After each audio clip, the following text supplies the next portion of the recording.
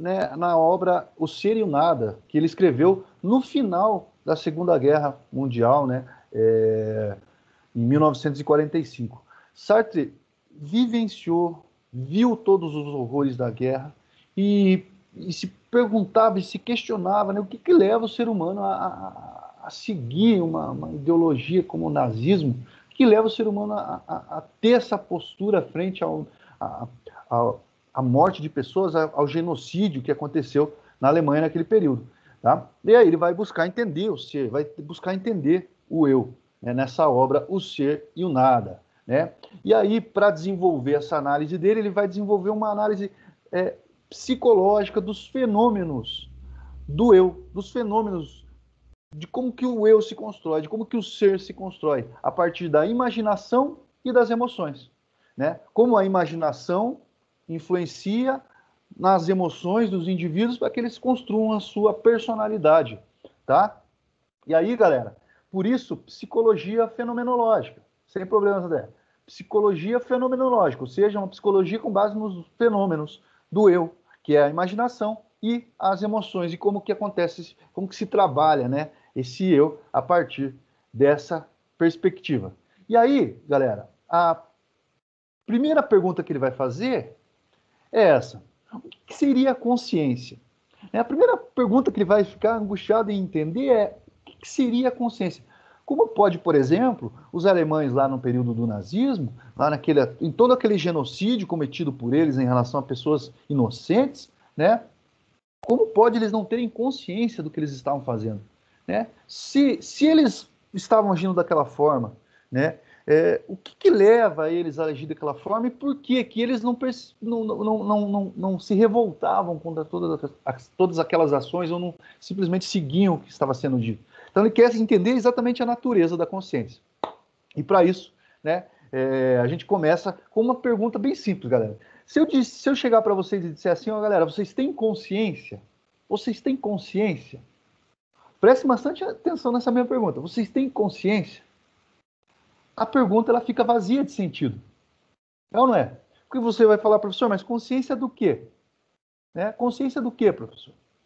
A consciência, ela precisa sempre de uma referência. A consciência precisa sempre de um referencial. Perceberam? A consciência, na realidade, ela é objetiva. O que significa isso? Você sempre, quando eu falar você tem consciência, você sempre vai ter consciência de algo. Ela é vazia de sentido. Ele vai dizer que a consciência é a abertura da nossa mente para o mundo. Ela, não estou dizendo que quando eu digo que ela é vazia de sentido, não que ela não exista, ela existe, mas ela precisa ser preenchida. Ele vai dizer que a consciência é o nada ser. O que significa isso? Ela precisa de uma referência para que ela exista. Compreende? É como se fosse a abertura da nossa mente para o mundo. E aí ele vai dizer, bom, o ser humano, ele é um ser contingente. O que significa isso, galera? Se eu não existir, ou se algum de vocês não existir, para a existência do universo, para a existência das coisas, não vai fazer diferença. Por isso, ser contingente. Né? É nesse sentido. E aí ele vai dizer que a consciência, ela é pura possibilidade. Né? Consciência, ela é objetiva. Por isso que ele usa o conceito de nada a ser. Né? E por isso, galera, consciência é pura liberdade. Ele vai dizer que a consciência, nós, seres humanos, né, somos necessariamente livres. Uma das características principais de termos essa consciência é que ela se projeta pelo mundo e significa, né, liberdade plena. Vamos entender melhor essa questão da consciência antes de a gente partir para esse conceito de liberdade que ele vai falar. A consciência é como se fosse os olhos da nossa mente para o mundo. Para fazer uma analogia. Ah, professor, mas quem não enxerga tem consciência? Óbvio que tem. Eu fiz uma analogia, mas na realidade é a abertura da nossa mente para o mundo. Quando nós nascemos, nós já projetamos nossa consciência para o mundo. E é assim que a consciência se constrói. Ok? Mas, professor, como eu posso provar, né, a existência dessa consciência? E aí, uma coisa fica bem, né, e é muito importante e relevante na filosofia dele e na psicologia fenomenológica dele. Nós conseguimos perceber a consciência através de um sentimento. Nós conseguimos perceber a consciência quando nós nos sentimos angustiados. Quando você está em casa, sabe, sem fazer nada, só que você vem aquela vontade de você fazer alguma coisa, né? Vem aquela vontade de você fazer algo. Aí você olha pela janela, pensa, poxa, não posso, agora na pandemia, não posso sair, não posso fazer nada. Essa angústia que você sente, o que é? É a consciência projetando, né, o seu ser, né, fazendo essa projeção. Por isso que, segundo ele, o homem está condenado a ser livre. E na angústia isso fica mais claro, né? Aquele sentimento que surge em nós, de aquela vontade de fazer algo, né? Claro que quando essa angústia ela é exagerada, ela gera uma ansiedade exagerada, ela pode estar ligada a uma questão mais psiquiátrica, que é relacionada a transtornos de ansiedade ou depressão. Mas, em um modo geral, pessoas que não têm problemas, nem psiquiátricos, nem psicológicos, a angústia vai aparecer também normalmente. A angústia, galera, nada mais é do que uma demonstração que você está consciente, que você está vivo. E ela vai aparecer constantemente, né? A angústia ela vai aparecer. O que não pode acontecer é você ficar angustiado o tempo todo, por mais que você consiga ter uma vida plena e tal, né? E ele vai dizer o seguinte, que não existe nenhuma essência. Se a consciência pura é a abertura da nossa mente para o mundo, não vai existir nenhuma essência própria do ser humano, segundo ele. Não, você se constrói através das suas ações, né? A existência precede a essência. Frase famosa que certamente em concursos vocês vão encontrar quando se trata de existencialismo. A existência precede a essência. O que quer dizer com isso? Você se constrói, a sua consciência se constrói nas suas ações e nas suas escolhas. Ponto. E a responsabilidade é sua. Bem como a liberdade, que é algo incondicional. Ok? Mas, professor, como assim a liberdade é incondicional? Será que a gente não é responsável pelo que a gente faz? Como nós não vivemos sozinhos no mundo, nós vivemos com os outros, né? Certamente, nós somos livres para fazer o que a gente quiser, mas junto dessa liberdade vem também a nossa responsabilidade, né? Porque nós não vivemos sozinhos. A não ser que você esteja vivendo na mata, só você, né? Você é livre, toma as atitudes e pode ser que você não seja responsável por outras pessoas, mas pela mata, pela natureza, sim. Agora, em relação a viver com os outros, você é responsável, né, por todas as suas ações. Então, liberdade gera, consequentemente, responsabilidade. E aí, como que o indivíduo vai construindo esse caráter dele? Como que o indivíduo vai construindo a sua personalidade? Segundo ele, existe o ser para si e o ser para outros. Aqui não vamos confundir, não estou falando de bipolaridade, não. Ele está falando do mesmo ser, do eu. Só que quando você projeta a sua consciência sobre os outros, ser para si, você é o sujeito da situação. Você projeta a sua consciência para os outros. É o que vocês estão fazendo com a consciência de vocês. Apesar de a gente estar à distância, é mais difícil dar aula assim. E, inclusive, falar sobre esses conceitos, para mim, fica muito mais fácil de fazer isso em sala de aula, mas porque é algo muito necessário que a gente demonstre, né? Vocês estão projetando a consciência de vocês na minha fala, né? Nesse momento, vocês acabam sendo o sujeito da situação. Agora, se eu chegasse para algum de vocês e falasse, ó, abra a câmera aí, Roger, abre a câmera aí, André Juan, e vocês se vissem naquele momento que vocês tinham que abrir a câmera, tudo descabelado, deitado, enfim, vocês iriam ser o objeto da situação, deixavam de ser sujeito, passavam a ser objeto, porque as outras consciências, que é a consciência minha, do professor e dos colegas, estariam refletindo sobre vocês. Aqui nós estamos falando da mesma pessoa. O que acontece? É que existe a projeção da sua consciência e quando a consciência dos outros é projetada sobre você. E aí você sente o quê? Vergonha, pudor, timidez. Por que isso acontece? Porque você acaba sendo o objeto da situação. Perceberam? Você acaba sendo o objeto da situação.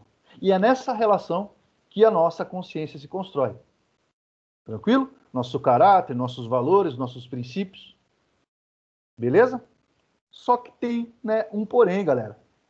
Nem sempre as pessoas admitem que são livres, né? Nem sempre admitem que elas têm essa liberdade de se construir enquanto indivíduos. E isso gera um problema que daqui a pouco a gente vai estudar. Mas como que a gente pode lidar com isso, segundo o Sartre? Galera, não tem erro. Se a gente é livre, a gente necessariamente precisa ter consciência dessa liberdade, né? Você perceber, né? E isso vai aparecer com angústia, e você desenvolver um projeto. É vital você ter um projeto para você e assumir esses valores, né? E aí ele vai dizer, o homem é o que projeta ser. E é muito legal essa questão, porque a partir do momento que você pode projetar o que você quer para a sua vida, assumir os seus valores, isso te dá um domínio sobre as ações muito grande, né? E o existencialismo se perpetua nisso também. Então, o homem é o que projeta ser. Na obra As Moscas, o nome As Moscas é referência ao nazismo, né? O Orestes lá, que é o herói, né, da obra, ele se revolta, né, contra o exército nazista, percebendo que se ele segue ali aquela ideologia, né, se ele segue aquelas moscas, entre aspas, aquele rebanho, ele perde sua liberdade. Então ele fica angustiado com aquela situação, ele não consegue entender aquela situação, né? E aí ele se toma a sua consciência para si novamente e se torna livre. Mas, professor, e aqueles indivíduos que, de repente, por exemplo, no nazismo, faziam mal, cometiam um genocídio, e depois diziam que cometiam genocídio, mas não estavam conscientes? Na realidade, galera, esse é o grande problema da humanidade, muitas vezes. O ser humano, quando ele nega essa liberdade que ele tem e passa a fazer o que ele deseja fazer, e quando ele precisa assumir aquilo que ele tem que assumir, ele não assume, ele age de má fé. Vou dar um exemplo bem clássico para vocês. Por exemplo, vocês têm um trabalho para entregar de filosofia para amanhã. O professor deu 3 semanas para vocês realizarem o trabalho, né? E aí você lembra, né, que tem o trabalho para entregar para amanhã, né? E precisa fazer a sua parte no trabalho. Quando você lembra do trabalho e sabe que esse trabalho é decisivo para você passar ou reprovar de ano, o que você sente? O que você sente ao lembrar do trabalho? Que sentimento que vem quando você lembra? Nossa, eu tenho que entregar aquele trabalho, eu não fiz nada, eu tenho que fazer. Que sentimento que vem? Desespero. Desespero. Desespero, medo.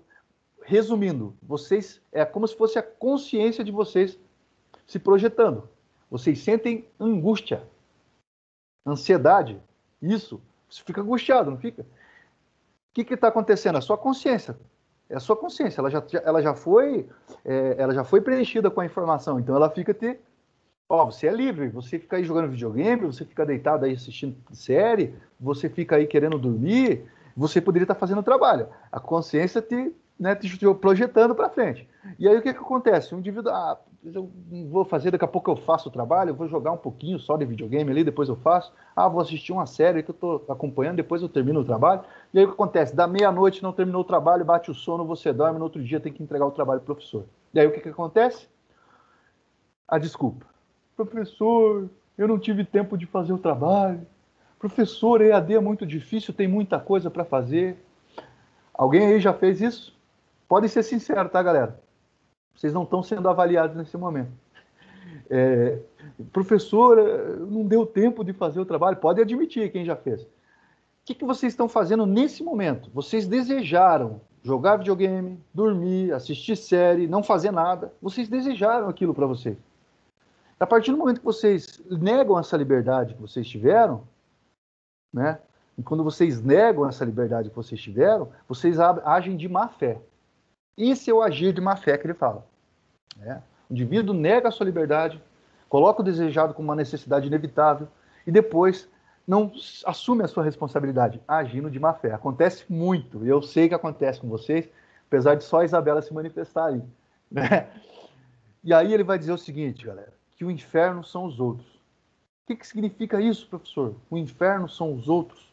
É porque muitas vezes o indivíduo vê esse comportamento nos outros, né, e se sente quase que aprisionado pelaquela condição, né, e se deixa conduzir por aquela condição, deixa que a sua consciência seja impactada por aquela forma de viver e de ver o mundo, né, e isso é terrível, né, e muitas vezes uma pessoa que faz certo, faz de forma correta as coisas, fica com raiva daquela postura, né, certamente alguém de vocês aí que leva as coisas de forma correta, faz as atividades tudo certinho, olha para aquela postura e fica né, injuriado, com raiva. Por quê? Porque, né, você percebe que aquela postura, para a sua consciência, para a forma com que você conduz, para a sua existência, não é a forma correta, né, de agir e de conduzir a vida. Galera, alguma dúvida em relação ao existencialismo?